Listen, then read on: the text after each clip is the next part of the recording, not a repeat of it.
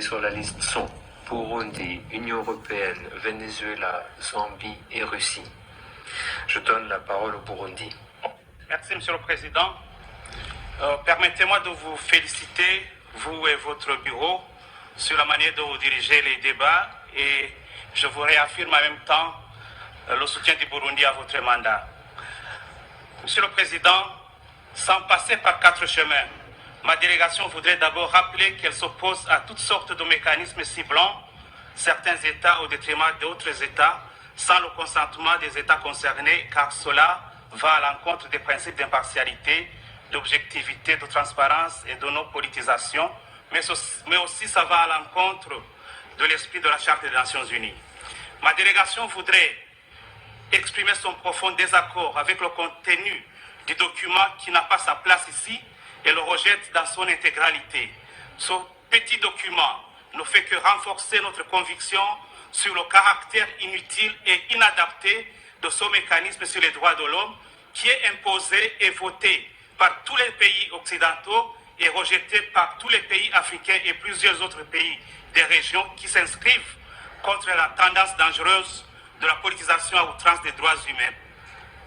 Ce mécanisme est obsolète car le Burundi se conforme régulièrement à l'examen périodique universel et possède plusieurs mécanismes nationaux de protection des droits humains tels que la Commission nationale indépendante des droits de l'homme, la Commission vérité et réconciliation, l'Ombudsman, l'Observatoire national pour la prévention et l'éradication du génocide, des crimes de guerre et des crimes contre l'humanité au Burundi. Il est surprenant de voir que ce document, au paragraphe 37 à 46, se lance dans une critique et analyse sur l'intégrité de la nomination et des personnes à la tête de la CNDH et de la CVR et se présente comme un donneur de leçons, ce qui laisse entrevoir un agenda caché et les non-dits sur ce document.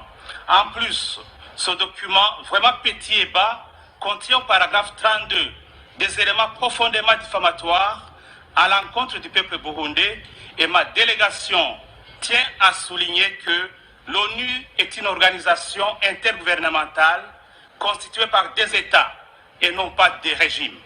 Je représente ici un gouvernement légitime, issu des élections pluralistes, pacifiques et transparentes qui ont été reconnues par la communauté internationale dans son entièreté. J'en appelle aux rédacteurs de ce document à respecter le peuple burundais, les institutions légitimes et les normes internationales en la matière et ne pas tomber dans des considérations et appellations péjoratives vis-à-vis d'un État souverain. Nous pensons qu'il gagnerait à plus de respect en cessant d'employer des termes injurieux et dégradants quand il parle de mon gouvernement. Aussi, ma délégation tient à rappeler qu'en 2015, l'opposition radicale menait des activités terroristes avec pour seul objectif le renversement des institutions démocratiquement élues. Le monde a été témoin des fusillades dans certains quartiers de la capitale, les attaques à la grenade sur des populations innocentes civiles, ainsi que le coup d'État manqué du 13 mai 2015. Partout dans le monde, que ce soit en Afrique ou en Europe, les gouvernements utilisent les moyens légaux pour combattre les terroristes et cela ne s'appelle pas crime contre l'humanité. Ma délégation tient à rappeler les nombreux cas d'enlèvement suivis de disparitions savamment organisés par l'opposition politique armée que cette dernière a toujours cherché à coller au dos du gouvernement. Je me rappelle, Monsieur le Président, de mon ami opposant politique, bien connu, qui m'a avoué qu'il était sur la liste des personnes que l'opposition devrait éliminer pour mettre cette responsabilité sur le dos du gouvernement. Et cette peur l'a conduit en exil. Je me rappelle de cette personne innocente, brûlée vive, un certain matin du 7 mai 2015, par l'opposition armée, aujourd'hui en exil, que vous ne trouverez pas dans ce petit document. Je me rappelle enfin de plusieurs autres scènes horribles commises par les sources principales du rédacteur de ce document et qui n'évoquent pas sciemment et n'évoquera jamais.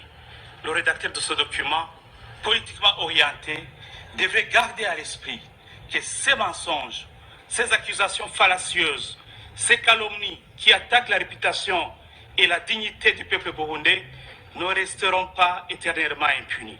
Monsieur le Président, je ne vais pas m'attarder sur chaque détail du document, car il y a assez de matière pour prouver non seulement la mauvaise foi des rédacteurs de ce document, à apprécier l'évolution de la situation au Burundi, mais aussi son incompétence sur la question. En effet, dans le paragraphe 96, il dit que la situation des droits de l'homme ne s'est pas améliorée. Comment peut-on écrire cela au moment où non seulement le monde témoigne de l'évolution de la situation au Burundi, et surtout au moment où l'élection du Burundi, avec plus de 87% des voix au Conseil des droits de l'homme, est un témoignage éloquent de la communauté internationale des avancées très positives en matière de promotion et de protection des droits de l'homme. Faire preuve d'une telle cécité est fort regrettable. En conclusion, Monsieur le Président, comme l'année dernière, ma délégation rejette en bloc ce document dont la rédaction a été faite sur base des opinions de l'opposition politique armée vivant en Europe et ailleurs. Nous le considérons comme un outil au service de la déstabilisation et du non-respect de l'égalité entre États et n'est pas de nature à apporter une valeur ajoutée à la promotion des droits fondamentaux et au rôle crucial des Nations Unies via le Conseil des droits de l'homme. Le Burundi, au Conseil des droits de l'homme, s'inscrira toujours en faux contre ce genre de mécanisme politiquement motivé et ne collaborera pas avec l'audit mécanisme qui utilise les moyens immoraux pour justifier les fonds que les Nations Unies allouent à ce mécanisme. Je vous remercie.